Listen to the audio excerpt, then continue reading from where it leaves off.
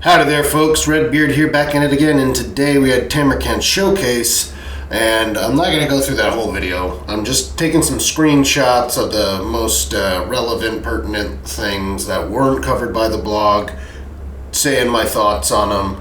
After, I might go through some memes. We'll see what happens. Alright, so here, we start with the TAMURKHAN menu screen. So you see his faction effects, has access to TAMURKHAN's Chieftains, providing unique heroes, units, and abilities. So I was a little confused whether they were lords or heroes yesterday, but they're all, in fact, legendary heroes, much like Marcus Wolfhardt's Hunters, which again, CA modders, if you're listening, give that to Archaon and his lieutenants. Yes, I know there's the legendary characters mod, but that doesn't even have Melik the Changer for Tzeentch. I digress. TAMURKHAN, faction effects, campaign movement range plus 10% to all armies, which is definitely a big boon, and recruitment health plus 10% for all non-demonic units, which I still think that's a wordy way to put it. Why don't you just say mortal, demonic? It'd be easier, and whatever. But that's a great buff. Recruitment health plus 10%, because if you don't know, Nurgle, none of their units, when you get instant recruitment, but not with full health.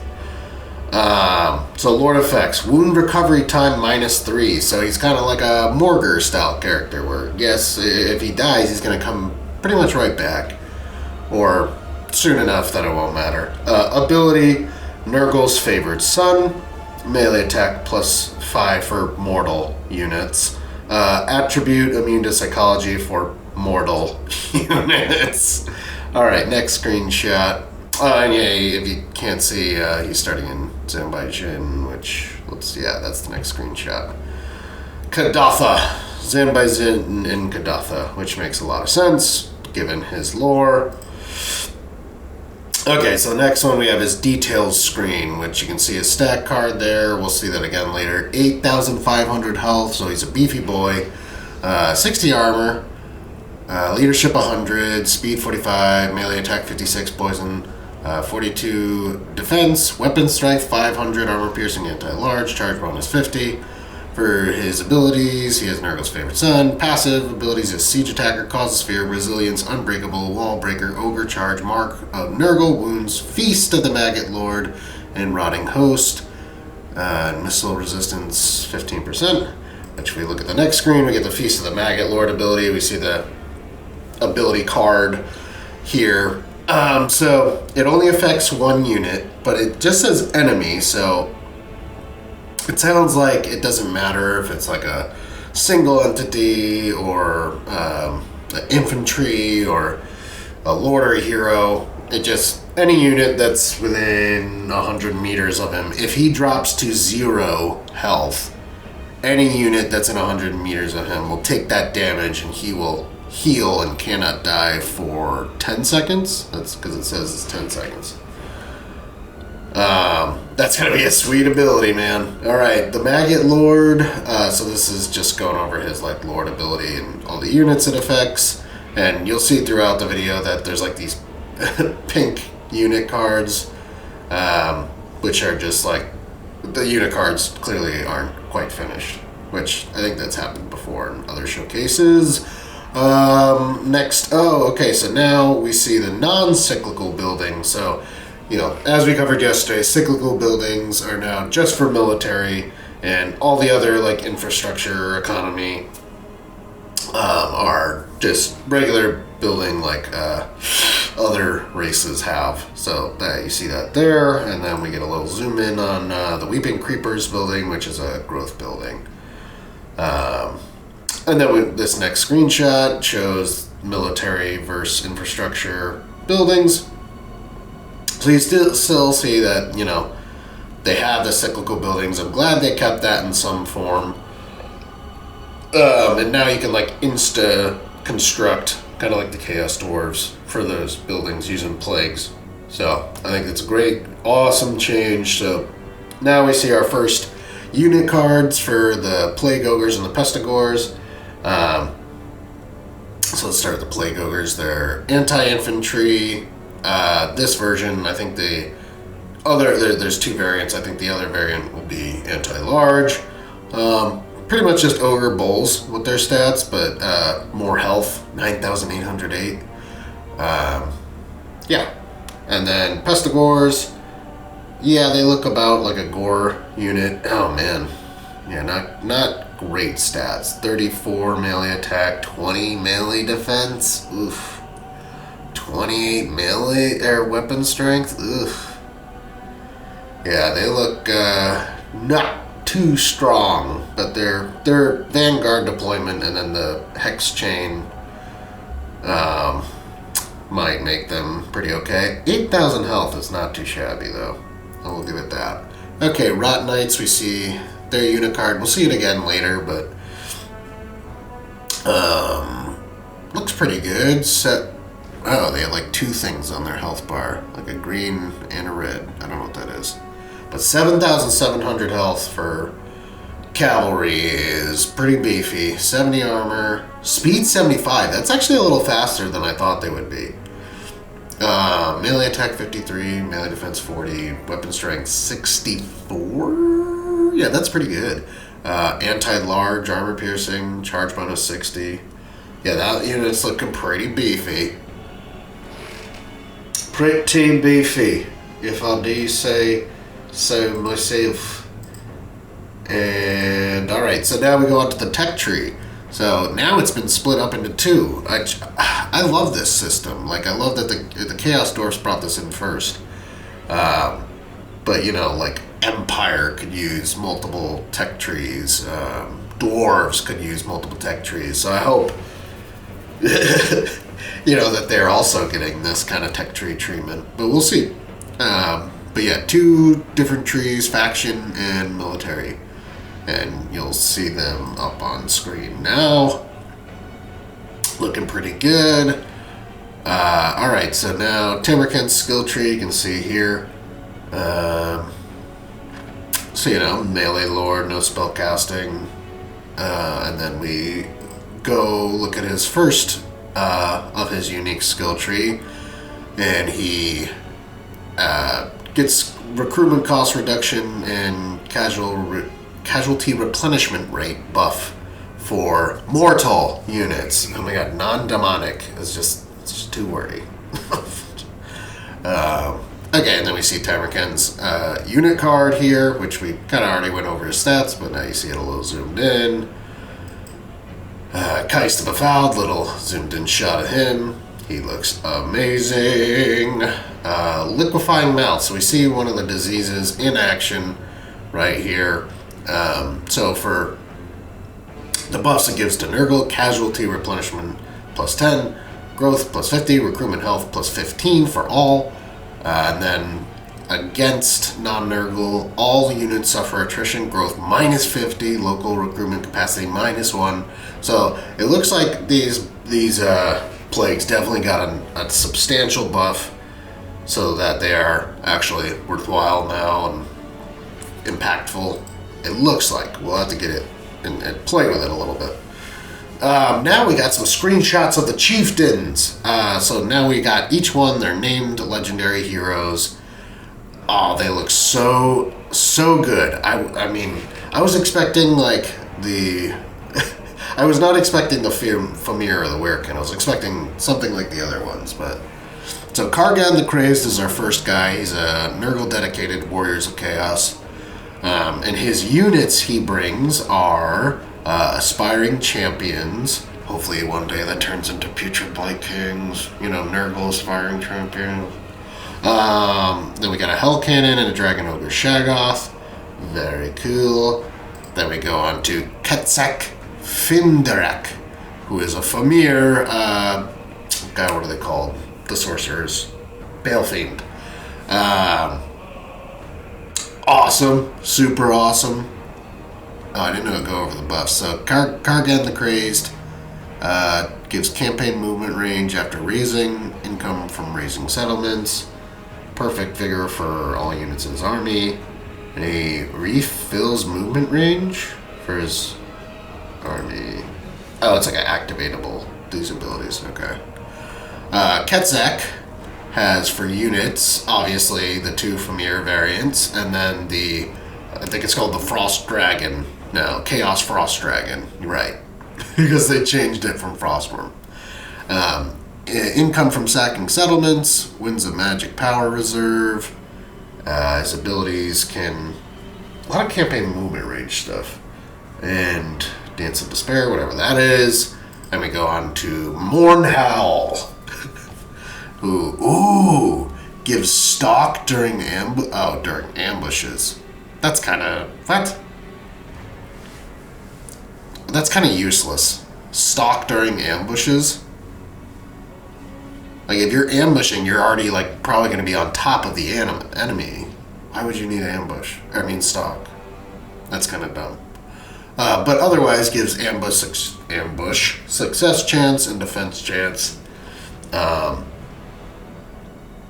then for abilities, enables stalking stance for Mournhowl's current army. Oh my god, that's huge.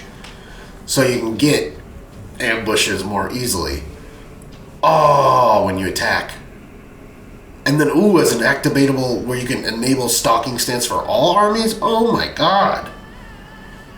Ooh, Mournhowl right there because of his abilities. Might be the most powerful lord. I still think the stalk during ambush is stupid though. That just, yeah, I don't know. Did I say his units? I don't think I did. So, Skinwolves, Feral Mammoth, and then Chaos War Mammoth. Awesome. That's how you get your mammoths. Honestly, between the mammoths and the stalking stance, Mournhowl right there might be the best of all these chieftains. Then we got Grukmur Threehorn, who has units such as Centaurs with throwing axes, Cygors, and Gorgons, which are substantial. Income from raiding +5. Raiding stance causes Nurgle corruption. Interesting. His abilities are enables the Beast Path stance. Oh my god, it's like the Mournhowl, but he gives Beast Path stance instead of Stalking stance. Oh my god, and he can give it to all armies. Whoa! I'm like, maybe that only works for like a turn or two. And you gotta use your, whatever the resource is here for Chieftains. I forget its name.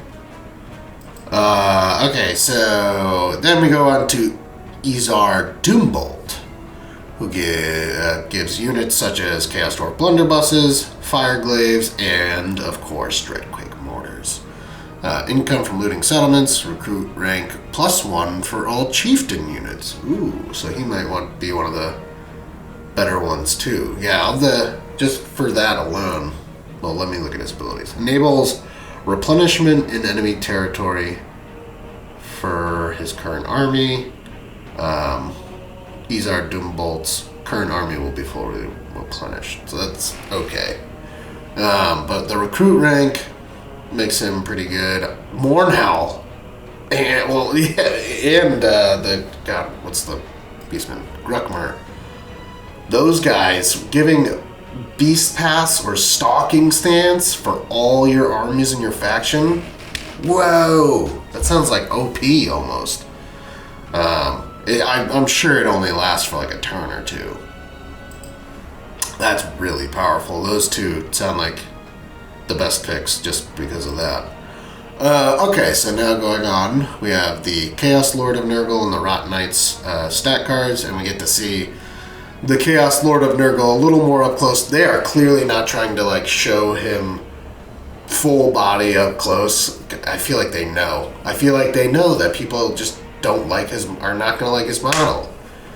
Like, his shield is cool, but that's the only part that's like not just a Chaos Lord with a drab of green on him, you know?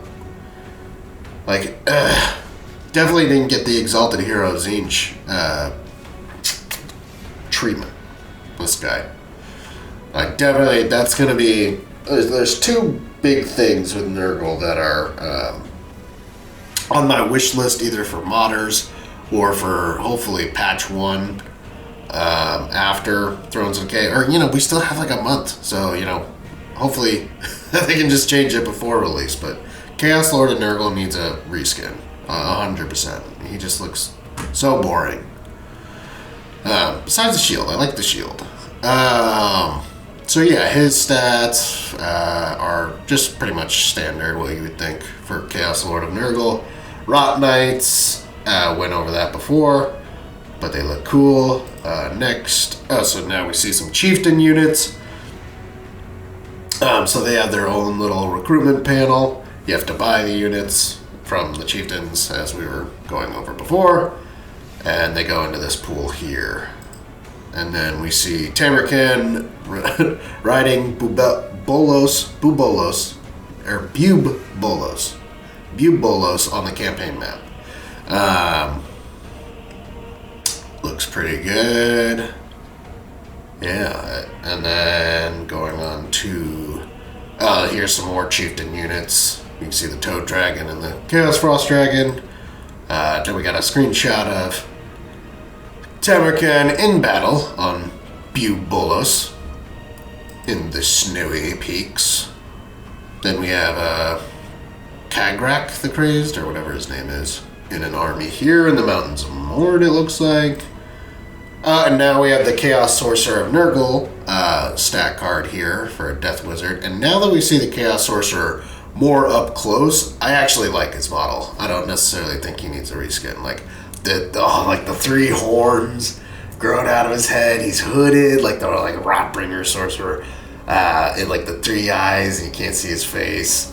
And then his like Trinity of Nurgle staff design. That's super cool.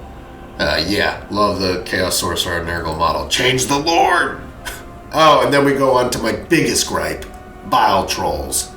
So they have 9,000 health, so they're pretty tanky. 46 melee defense, again, fairly tanky. Then they have that melee debuff, which apparently is like the bile aspect of them, which is, I said before, like, they should have a melee debuff like River Trolls do, but why don't they have a bile attack? They're bile trolls. Are you kidding me? By far my biggest gripe of this, what I've seen of Nurgle so far. Like, definitely, as you can see on the stat card, don't have a ranged attack. I was thinking more like a bound ability, like 3 to 5 uses of a vomit attack, like Throg has. Oh my god. Think how good that would feel on a unit. I played mods that added it. It's not super overpowered or something, so it's not like they didn't add it for that reason. They just didn't add it because, I don't know, they just aren't thinking about what a bile troll is. Like, play Vermintide. Play a little Vermintide. And just tell me that this bile troll implementation isn't bogus. Moving on. Kais the Befouled, you see his unit card here. Anti-infantry. Yeah, fairly, just a Rot Knight version of a hero, basically. Looks great. I'm so excited to play with Kais the Befouled. And then we got Kargan the Crazed, his unit card here, and he's mounted on a Chaos Chariot of Nurgle. What other mounts he may or may not get, I'm not sure. Looks pretty standard. Warriors of Chaos, Lord. Here on this unit screen, you see, if you look at the bottom left, you see the 5 bound abilities for the Toad Dragon, which is a vomit attack, which, oh my god, give that to Bile Trolls. But I'm so excited to see that the Toad Dragon has 5. Most Bile attacks give 3 bound abilities, and it just feels great that Nurgle gets more. 5. Now give 5 Bile Vomit attacks to Bile Trolls. It's in the name. I digress. So now we go on to this screenshot of a Toad Dragon animation where its tongue whips out, grabs an infantry, flings them into the air. That's awesome. Love that. And then another screenshot here of the Toad Dragon and its unit card. Looks like a big old beefy boy. Can't wait to use it. 11,000, almost 12,000 health, 600 anti-infantry weapon strength. Yeah. Yeah. And then you got that attack, bile attack on top of it. And just another unit card with Bubolos and TAMURKHAN also in it. Then we got some Regiments of Renown, which the Rotting Riders are easily the favorite. I don't know how different they look than the other Rot Knights, but yeah, or how they're different. Looks like they might have a passive ability. Then we have the Angels of Decay, Plague Drones with Death's Heads. Again, don't know how they're different than the regular unit, but there they are. Noxbringer, Soul Grinder of Nurgle is the last ROR. Again, I'm not too sure how he's different. But yeah, he's an ROR. Then we got a screenshot of all the Chieftains together in battle. They look awesome. Oh my god, look at the Netsec, or Netchek, or whatever his name is, the Famir. Oh, they all look good. So yeah, that is all the screenshots. Stay tuned, I will have a Joseph Bugman video, which is maybe a magnum opus of my videos, where it goes over what we should get for a Dwarf DLC after the Thrones of Decay, and just generally reworking the dwarves, which could come with the Thrones Decay as well. But stay tuned for that. I'm just waiting for a day where there's no Thrones Decay news, so it doesn't get overshadowed. But yeah, thanks for being here. Tell me your thoughts. Check you later. Bye-bye.